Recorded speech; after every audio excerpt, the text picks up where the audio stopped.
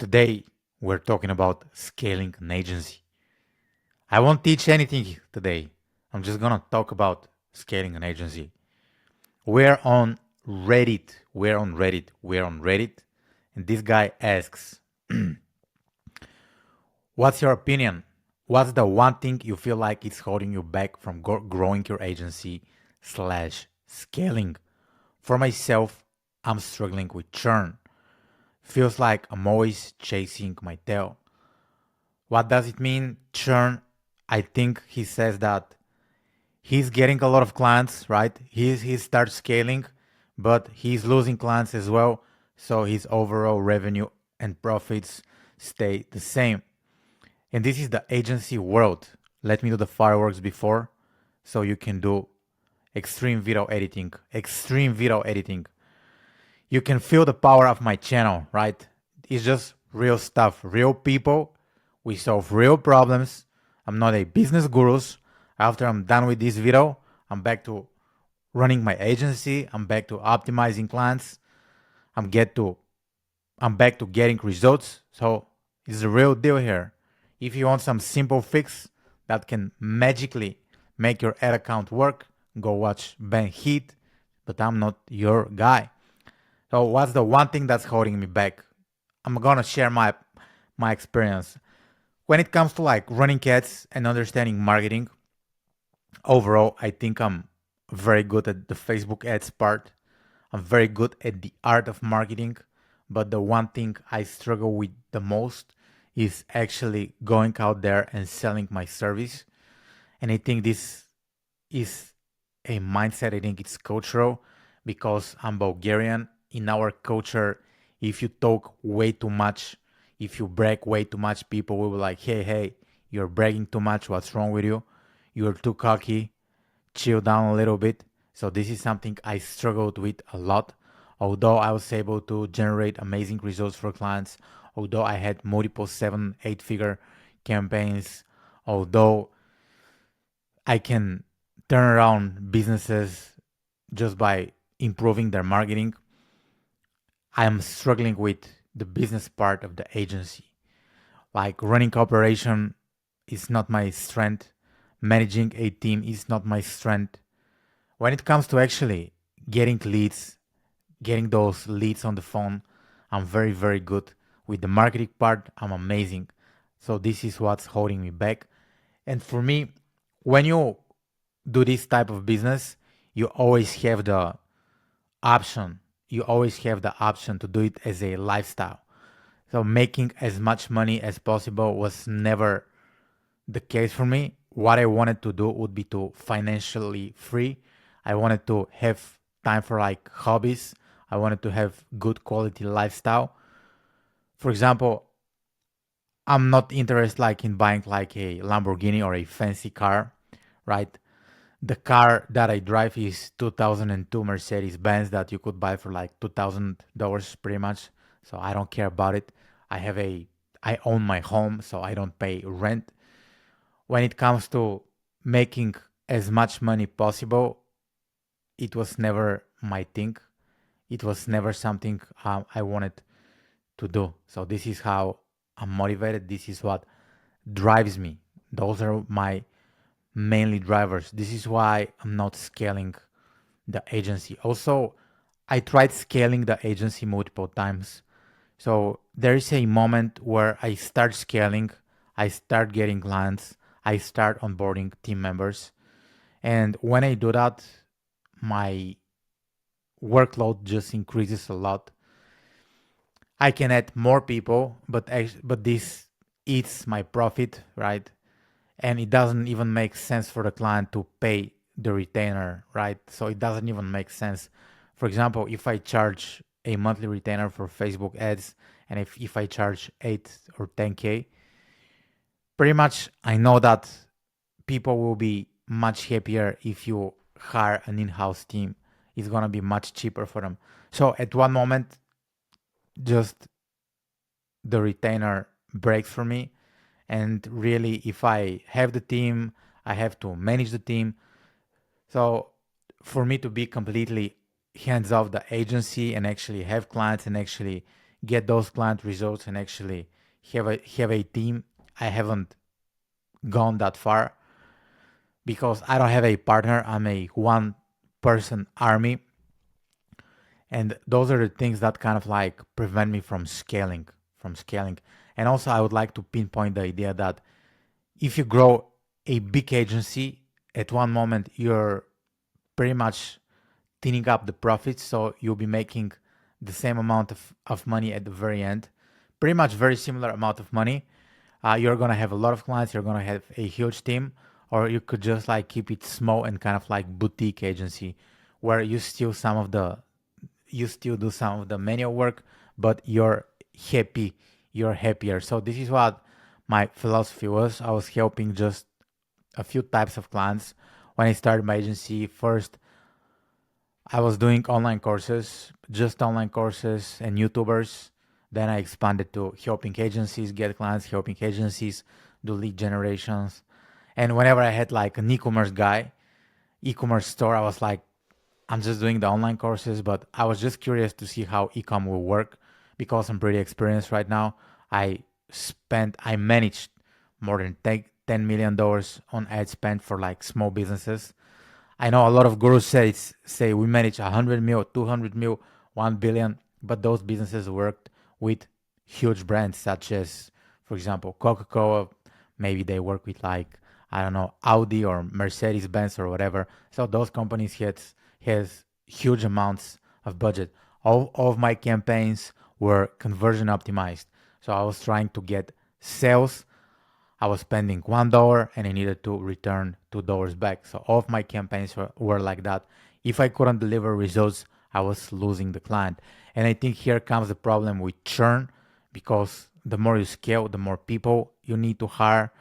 And usually if you want to hire very good people, you need to pay, but once you pay, your margins are just like going to thin up. So that's the problem with agency. If I could sum up, I'm I was too scared to pitch my service. That's number one.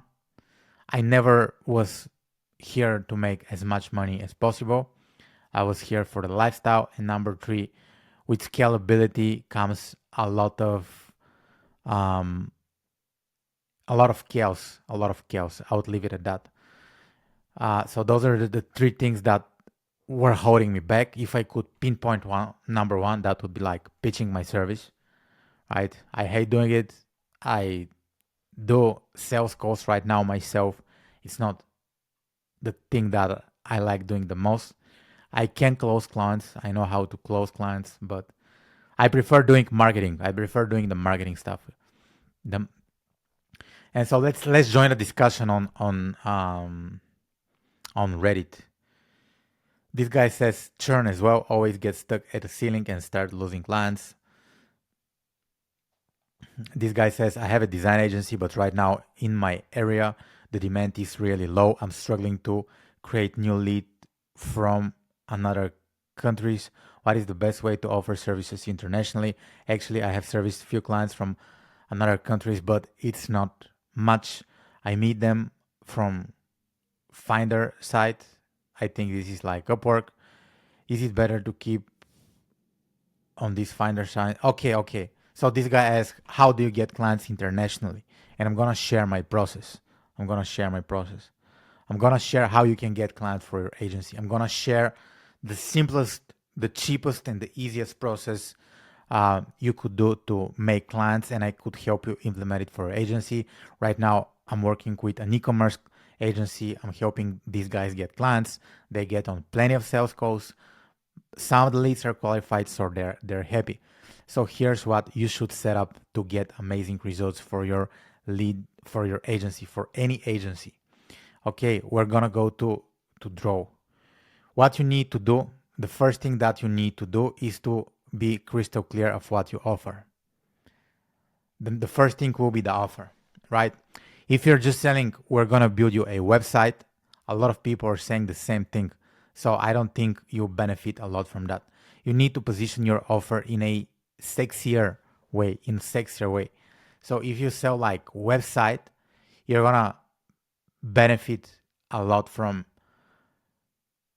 a unique marketing angle, right? Don't just say we build websites. Say something else that is much sexier. And I'm gonna give you the example. I don't wanna give you the perfect example because it's just like very different for each business. However, if I go on Google Images, and this is the example I like. So I'm gonna type flip-flops, right? I'm gonna type flip-flops. For example, those are very, very regular flip-flops. These flip-flops could sell for like, I don't know, $11, or like maybe like you could get those for $3.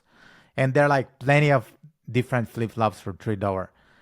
Pretty much they have the same color, pretty much they serve the same job. However, I'm gonna give you another example. Crocs, right? Crocs, they don't sell for $3. They sell for $50.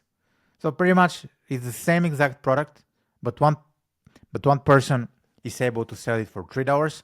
Another person is able to sell pretty much the same product for $50. So this is where the money is in. It's the offer and the positioning. So your question is, how could it be the Crocs, not the flip-flops, right? That's the idea. And you do this through positioning the offer. Once you have a offer, you need a funnel. That's the second thing. And I'm gonna write it down. So I'm gonna share the funnel I use. A lot of people will be like, oh, you need webinar funnel, email reminders, 11 follow-up SMS systems. No, you need the most simple funnel ever. So your funnel should be a page where you explain your offer. Basically, on the page, you should have, here's what I have for you, here's what it will do for you, here's what you need to do next. And at the very beginning of the page, you need to say who this offer is for. So pretty simple, 4 things. Who is this for? What you have? What will do for them? You can complicate it. Why do they need to get it now? And it should have a big button that says book a call, right? Here it says book a call. And once they read this page where they can book a call with you, you're going to take them on a sales call. And on the sales call, you're going to pitch them your service, right? The most simple funnel. And then once you do that, you made the money, right? So once you have the funnel, the more people see the funnel, right, the more money you're gonna make. So the next thing you need to do, the third step number 3, would be to make people see the funnel. You have a lot of ways to make this happen, but you need people who are interested in your service. You need your target market to see the funnel. That's why the best way to get people to see your funnel is to run ads. Right now, for the client I'm working with, we're running Facebook ads, right? Facebook ads, they go to the funnel, they book a call, and she makes money. They make money, he make money, right? We're in the day and age where we cannot use he, she, they, do, whatever. So this is how the funnel works. What's the results we are getting? The results we are getting are very, very simple. The cost per book code for within USA goes between 50 to 150, right? The cost per book code for countries outside USA goes below 100, right? So if you spend $50 per day on ads in the United States, let's say you're gonna get 15 calls for the whole month, right? Very simple mathematics. And here the cost per book call will be $100, right? If you advertise without USA for the same budget, you're gonna make, let me do the calculation, you're gonna get 30 calls at a cost per book call of $50. Very simple stuff.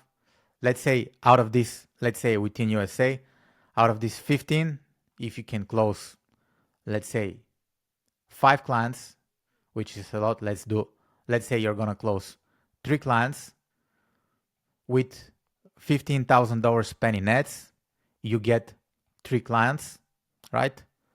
And those 3 clients, if they're 3K per month, you make 9K. Very, very simple math. Very, very simple math. Extremely, extremely easy to make, right? Here there is also another problem. Once people come on the course, and this will be the fourth step, you need to have a sales system in place. You need to have like a script. You need to know what to say and how to close clients. The book I recommend is just like one book you need to read. One book. You don't need to buy courses. You don't need to go to the gurus. You need to buy a book that's called Spin Selling Textbook. Yeah? Spin Selling. That's the book. That's the book you need. You need. Right? And this is as simple as that. It's not a complicated stuff. You can set this in 30 days, right? Very, very simple stuff. It doesn't matter if you have e-commerce agency. It doesn't have if you have web development agency. It doesn't have if you have search engine optimization agency. Any agency you have, this is the easiest way to get clients.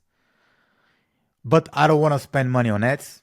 Okay, so you don't want to spend like 1,500 on ads.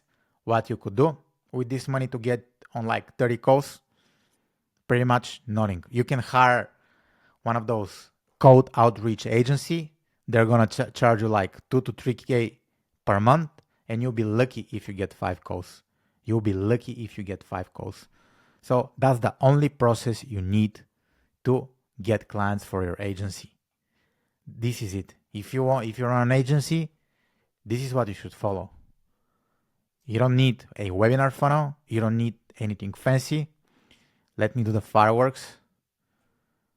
Yeah, this is how it looks like. So very, very simple stuff. If you're stuck with the lead generation of your agency, this is what you should do. Right? Alrighty then. Alrighty. My name is Niko. I help people run Facebook ads.